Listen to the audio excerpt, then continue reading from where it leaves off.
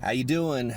Tuesday Thoughts, week number 44. So our first thought comes from Will Rogers, great philosopher, if you will.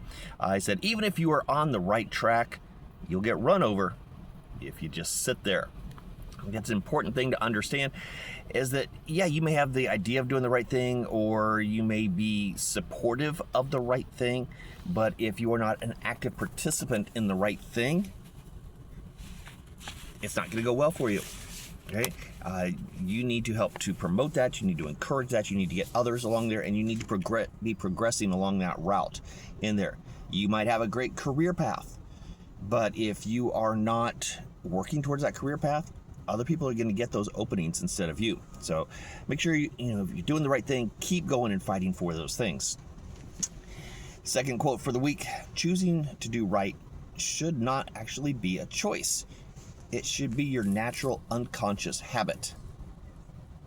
As a leader, we need to make sure we are doing the right things, that we are pushing ourselves, that we're challenging ourselves, we're challenging others for growth and progress, and to not just be sitting on the right track, right, but to keep moving forward.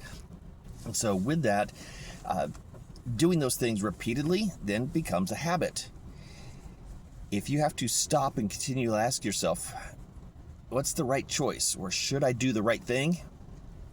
I think you need to be questioning more than just that choice. Maybe you need to be questioning yourself a little bit more. All right, so how about this for a scenario? Two people face off with each other, and one says, put your hands up. The other says, no, you put your hands up.